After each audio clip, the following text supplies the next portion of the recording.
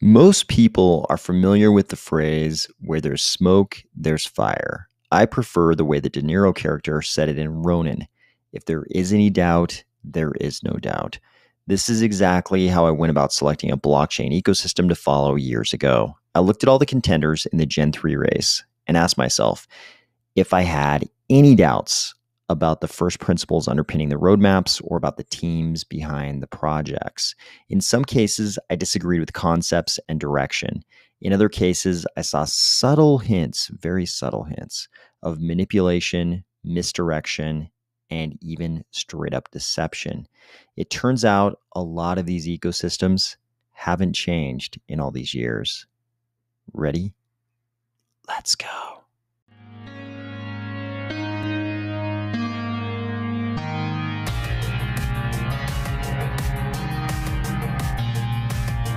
Today, we are going to discuss an article with allegations that cast a heavy shadow of doubt on the TVL of Solana, Pavia with a first look at one of the 8 districts in the Pavia Plaza, BlackRock and Coinbase now being together like a couple, romantically, and the former president of the New York Fed with a very straightforward macro take that might surprise some people. If your significant other mistook this image for a photo of you on a Monday morning, realizing you've run out of coffee, or if you're finding value in these videos each weekday, please consider delegating to the army of spies stake pool, ticker AOS. If you're a part of the Cardano ecosystem, you probably feel like CoinDesk hasn't always given us a fair shake. But luckily, it looks like today is the day that they hold Solana in even worse regard. Here they have an article, Master of Anons, how a crypto developer faked a DeFi ecosystem. It says the Macalinau brothers used a web of bogus identities to create the illusion of a dev community, juicing value on the Saber protocol and Solana blockchain. Now they're moving to Aptos. So in this article, they tell you what Saber and Sunny are. And this is going to become important in just a second. They say Ian Macalinau was the chief architect of Saber, a stablecoin exchange built on top of Solana. In turn, he built Sunny Aggregator on top of Saber. Now that you know what those are, they say, they have this quote apparently from Ian Macalinau. I devised a scheme to maximize Solana's TVL, that's total value locked. I would build protocols that stack on top of each other such that a dollar could be counted several times, Ian wrote in a never published blog post reviewed by CoinDesk. The blog post was prepared on March 26, 3 days after Casio, one of Ian's secretly built protocols, lost $52 million in a hack. So the robbery forest rearing its ugly head as well. They say people close to the matter confirmed the draft's authenticity. Another quote. I believe it contributed to the dramatic rise of Sol, Ian wrote at a time when Solana's native currency traded at $188. Unfortunately for Solana, this gets way worse. Listen to this. Ian's ploy worked for a while. By his count, Saber and Sunny comprised $7.5 billion of Solana's $10.5 billion TVL at their peak. Billions of those dollars were double counted between his two protocols. Think about that for a second. This article is saying that by Ian's own count, Saber and Sunny were 7.5 billion of Solana's 10.5 billion TVL, their total value locked. And according to this article, it sounds like the whole point of Saber and Sunny was for him to stack these protocols and allow for the double counting of all this money as total value locked. For a long time now, the whole narrative around Solana was that developers were flocking to Solana. Developers loved Solana. The dApps are seeing a lot of use. But if any of this turns out to be true, that entire narrative might collapse. All of that has to be called into question now. According to CoinDesk, Ian wrote, it bothered me that Ethereum TVL was so much higher because in Ian's view, DeFi projects on Ethereum, the largest blockchain for DeFi, are stacked to double count deposits. He wrote, I wanted to create a system very similar to this. But if the same team built each protocol, TVL would be more silly as a metric. Thus, I created more anonymous profiles. CoinDesk says Ian was wearing 11 masks. Down below here, they say, if an ecosystem is all built by a few people, it does not look as authentic, Ian wrote in his blog post. I wanted to make it look like a lot of people were building on our protocol rather than ship 20 plus disjointed programs as one person. They say they said that Ian wrote, I am revealing this because it is inevitable that I will be found out. This is all from apparently Ian's never published blog. Apparently, things progressed so far that he appeared at the Solana conference in Lisbon, Portugal, on a panel called "From Zero to 2 Billion: How Saber Became the Biggest DeFi App on Solana." And I guess he was asked questions about who all these anonymous builders were who were building things on top of Saber.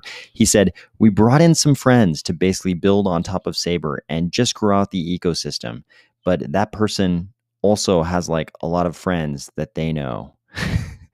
Here you can see a picture of him, and you can imagine him sort of describing his alleged alter egos here. Apparently, another one of his projects, Casio, was exploited for 52 million. He wrote, "This is part of why the code was insecure. It was rushed for this deadline. I didn't get anyone else to look at the code, including an auditor. I should not have done this." But CoinDesk reports that he had written, "I personally audited it."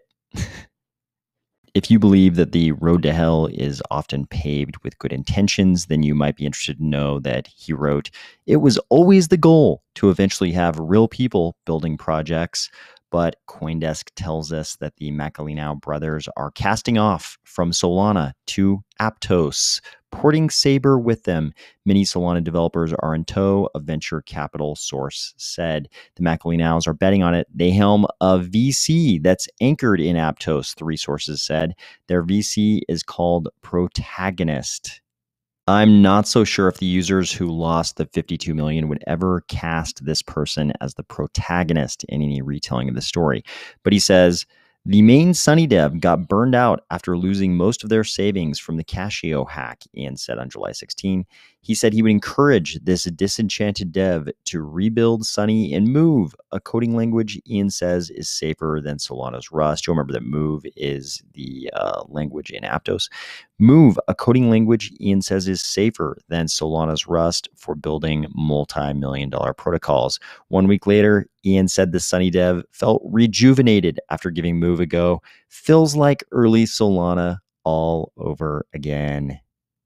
I have no idea what of this is true, what is untrue, what might just be speculation. But if even a shred of this is accurate, it gives you some idea of what you're dealing with these anonymous DeFi protocols over on the other side of the fence. Of course, all of this news spread like wildfire on Twitter, with the very large Twitter accounts of certain maximalists of other blockchains, especially seeming mesmerized by these revelations / allegations, whatever they might be, that the stacked protocols of these two brothers may have made up 7.5 billion of Solana's 10.5 billion total value locked.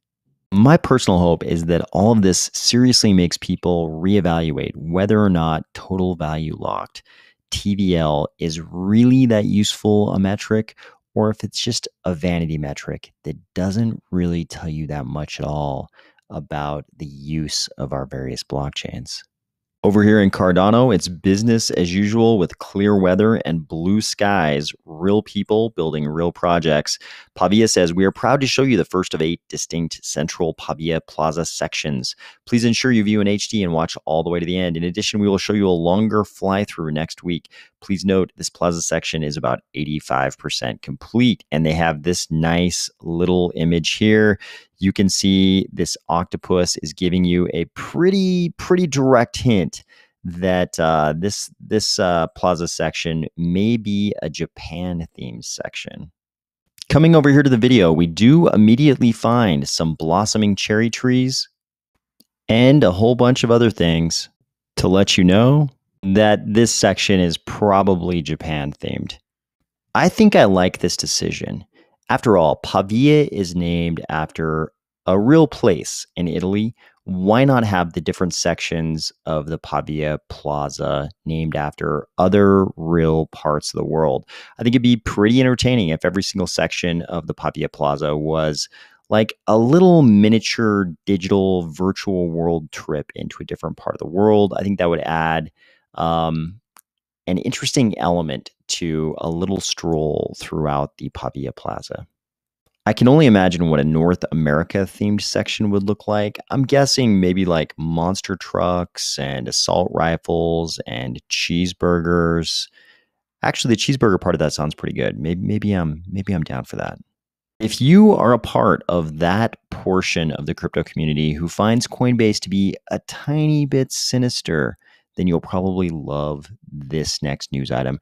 Coinbase shares soar 10% in boost from meme traders, BlackRock crypto deal.